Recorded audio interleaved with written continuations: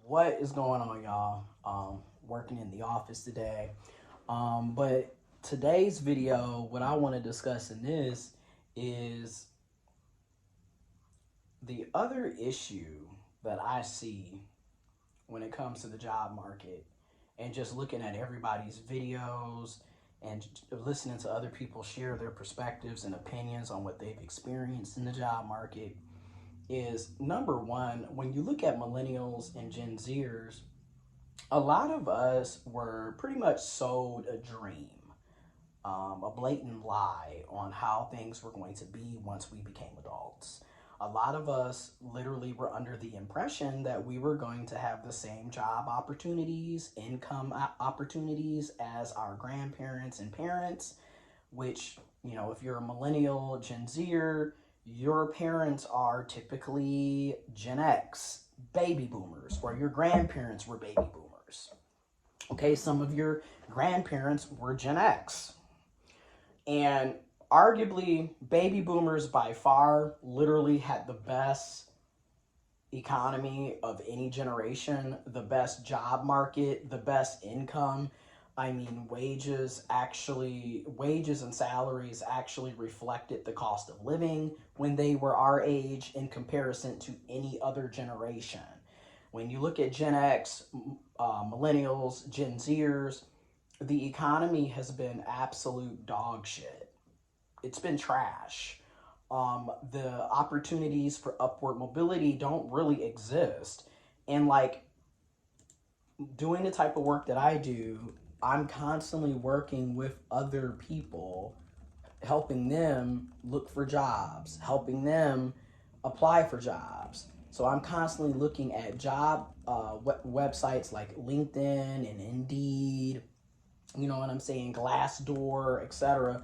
And I just watched this other YouTuber content creators channel, and they were discussing their experiences with jobs and how basically you have to be on the lookout for job opportunities every 2 to 3 years, even if you already are employed.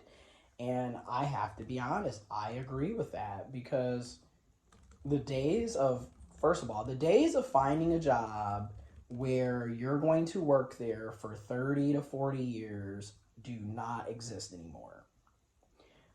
Being able to have longevity at a job in this day and age is pretty much non existent. Number one, there is no employee loyalty. Like, they treat their employees like they don't matter. And you're treated like a number at these larger companies, larger businesses. So there's a constant influx of hiring and firing. The turnover rates are extremely high. You're lucky to get someone to stay on the job for a full year at a lot of these jobs because it's such a bad work environment on top of the lousy pay. So when you have people that are literally being forced out of the job that they're at every year, how are you going to get to year 30? Also, like, I'm looking at jobs for myself as well, and I have a job, and I still look because I'm constantly looking for my clients. And just being honest, the upward mobility just doesn't really exist. It's number one, most jobs are pretty much entry level.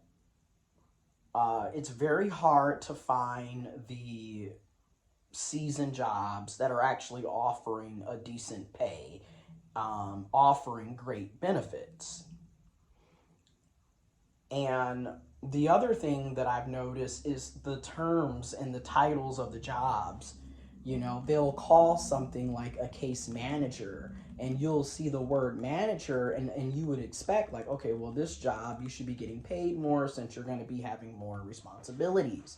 But depending on the job field, it's not going to be better pay. It's just going to be you have a manager position, but you're still going to be paid like you are an entry level worker. And I'm just going to go on and say it, in human and social service fields, you're it's going to be difficult for you to find decent paying jobs in the human and social service field. A lot of the stuff we do is going to be typically through a nonprofit, which arguably is one of the reasons why we're not paid well. Arguably, people can argue that all day. I kind of agree, because if we were working directly for the state or for the federal government, we know we would have better pay and better benefits. We know that. But during the mid-2000s, especially after the Great Recession, a lot of jobs that used to be housed through your state or through the federal government got pushed down to third-party nonprofits. And obviously, when it's a nonprofit, they're not going to offer the same pay and benefits that you would get working a government job. I mean, it is what it is. And then you have entire communities where the largest employer is either a nonprofit organization, a university or college, or a hospital, which again, a lot of your hospitals are nonprofits. Okay? Like, you'd be surprised. They're nonprofit institutions. Okay? So when those are your main employers in your area, it makes it where you're not going to have economic prosperity for the vast majority of the people that live in that area. Like, literally, when I look at my hometown, it's like so many different nonprofits, but like the actual, company, business, institution, corporation doesn't exist. Our biggest employer outside of the nonprofits and the universities, colleges, or hospitals is GM, General Motors. And they haven't been hiring like how they used to back in the day in years, in decades. And when I look, especially when I hear a lot of the men discussing their experiences in the job field, one of the reasons why a lot of men don't make good money anymore is because it is what it is. Those factory jobs don't exist anymore. Okay? They just don't. You have to have some type of education, some type of specific skill set to obtain a job. Where back in the day, men that didn't go to college or didn't have an actual, like, they didn't go to trade school, they could at least go and work at a factory and manufacturing, at one of the big auto, GM, Chrysler, Ford, etc. They could at least do that. And that doesn't even exist anymore. It's so hard for people to find decent paying jobs that are going to offer them upward mobility. And it just needs to be said. I feel like that's one of the many reasons why you have so many men who are unemployed or underemployed, because those factory jobs don't exist.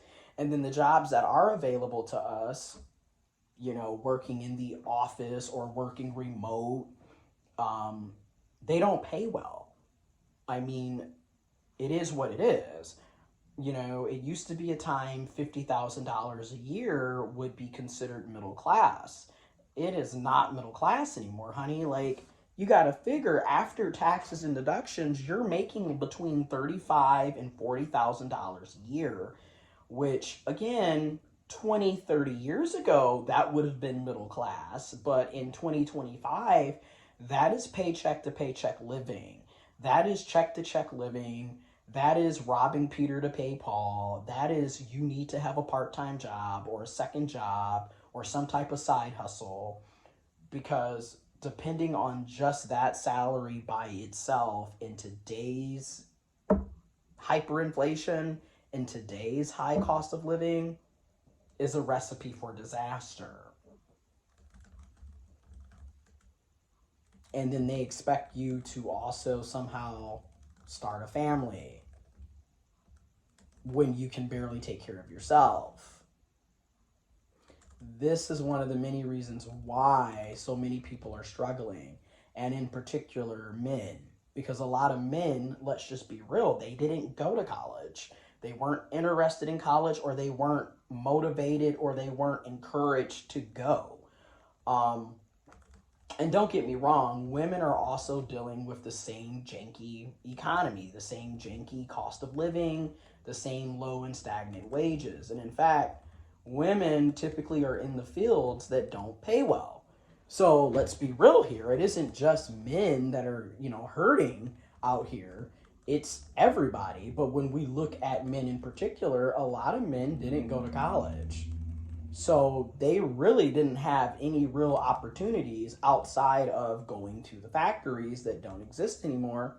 And then if you're able to get a factory job, it's not paying what it used to pay.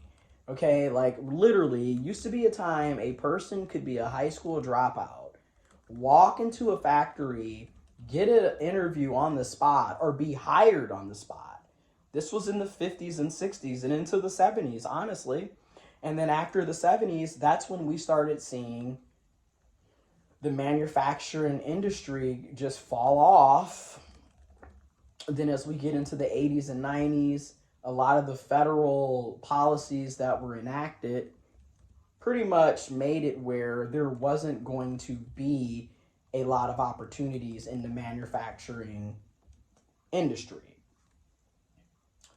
Because like when I look at jobs that are available in my current industry, they're all going to be in some type of case management, social service, human service type work, and they typically are not paying more than $50,000 a year. In fact, a lot of the jobs that I'm seeing are in the 40s, which I was able to escape the $40,000 hole in 2023. And I'm just sitting back like, now I really need that 70, 80K mark to have any type of breathing room. And yet trying to find a job that's paying between 70 and 80K starting out is very difficult in my field. Which brings me to the next point. A lot of us pretty much know we have to make a career pivot, aka get into a different career that actually is going to be lucrative, because it is what it is. The cost of living is not going to come down. It's never going to go back to what it used to be. It's just either going to stay the same or go higher. So we have to pivot into careers that are going to pay us enough to live a quality life. And unfortunately, it's just another episode of your college degree never really mattered. Like, it didn't matter. You were going to always be in some type of low wage setup, and unless you pick a different career that is lucrative. And that's the other problem in of itself, is a lot of these college degrees are not lucrative from a economic, financial job standpoint. They're just not.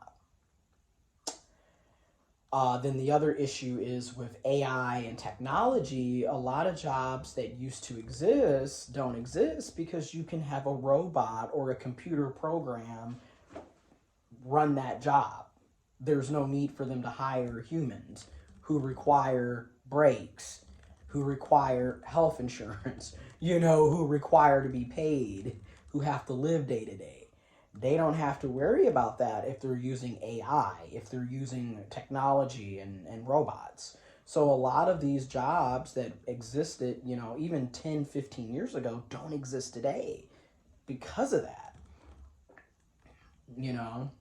And this is where the argument of universal income is going to become more of a talking point, because humans are going to, we have to live regardless of AI, technology, or robots. We still have to live day to day. So like, I do feel like sooner or later there needs to be more conversation around creating universal basic income, expanding Social Security for everyone. Because what are we going to do if our job doesn't exist anymore?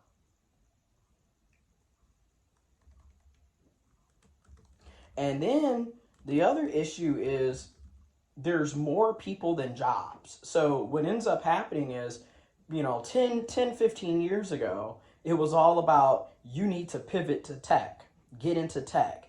You need to be doing coding. You need to be doing computer, web design, engineering, cybersecurity. That was the big push the past 10, 15 years. However, technology is evolving quicker than creating jobs. So, we don't need all of these coders. We have AI. So you have a lot of people who are getting laid off